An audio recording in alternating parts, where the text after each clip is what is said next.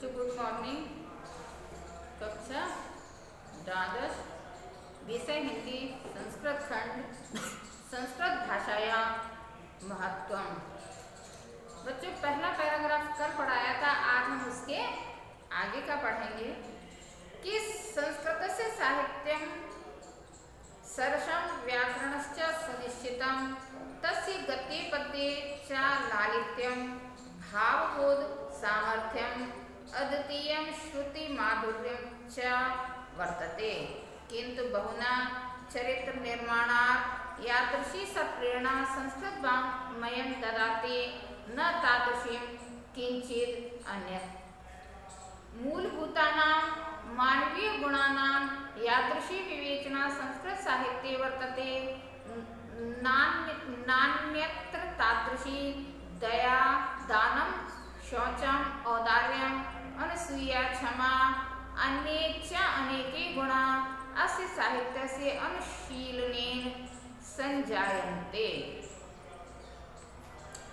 संस्कृतस्य साहित्यं सरसम व्याकरणश्च सुनिश्चितम, माने जो संस्कृत का साहित्य सरस और जो व्याकरण है वह सुनिश्चित है। संस्कृत का साहित्य सरस और व्याकरण सुनिश्चित है। तस्य गद्य पद्य च लालित्यम, उसके गद्य और पद्य में लालित्य भावबोध सामर्थ्यम और भाव को बोध कराने की सामर्थ्य अद्वितीयं श्रुति माधुर्यम च वर्तते, और अनोखी या अनुपम श्रुति माधुर्य है। इसके गद्य और पद्य में लालित्य भाव का बोध कराने की समर्थ तथा श्रुति माधुर्यम च और अनुपम श्रुति माधुर्य है।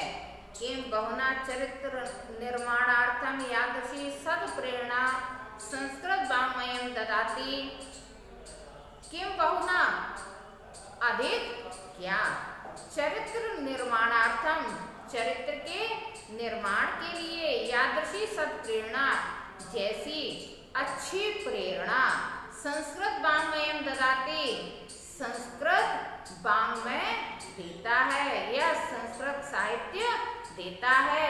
न तादृशी किंचित अन्यत्र, उस प्रकार की और कहीं नहीं, और अधिक क्या चरित्र के निर्माण की जैसी प्रेरणा संस्कृत साहित्य देता है वैसी अन्यत्र कहीं नहीं।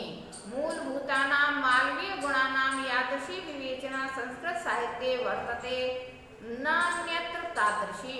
मूलभूतानां मानवीय गुणानां माने मूलभूत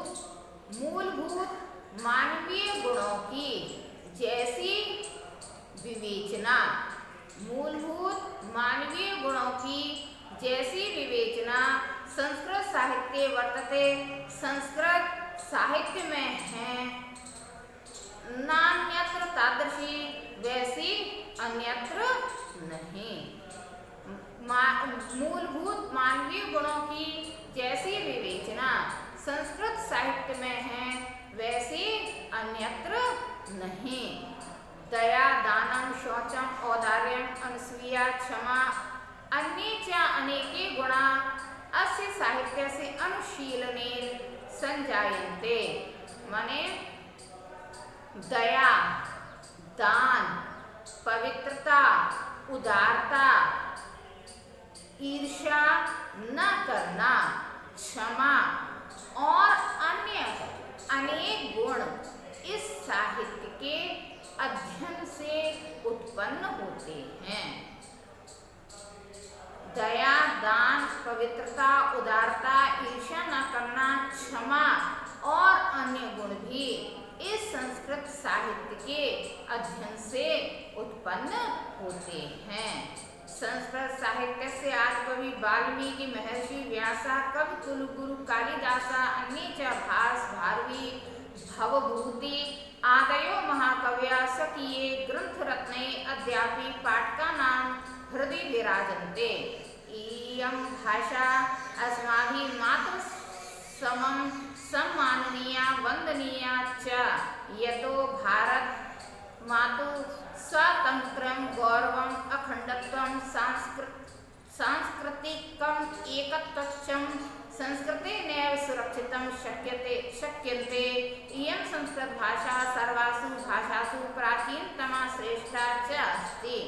तद् सुउष्टं भाषासु मुख्या मधुरा दिव्या गीर्वाण भारती इति। संस्कृत साहित्यस्य आदिकवि वाल्मीकि, महर्षि व्यासः, कवि कुलगुरु कालिदासः, अन्ये च भाषा भारवी भवभूति इत्यादयो महाकवयः स्वकीयैः ग्रन्थरत्नैः अद्यापि पाठकानां हृदि विराजन्ते। संस्कृत साहित्य के आदि कवि वाल्मीकि, महर्षि व्यास, कवि कुलगुरु कालिदास और अन्य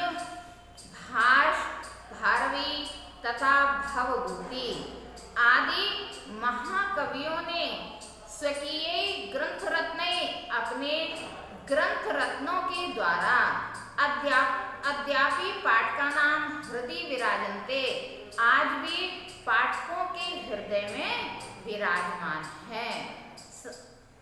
संस्कृत साहित्य के आदि कवि वाल्मीकि, महर्षि व्यास, कवि कुलगुरु कालिदास और अन्य भारवी भवभूति आदि महाकवि अपने ग्रंथ रत्नों के द्वारा आज भी पाठकों के हृदय में विराजमान हैं।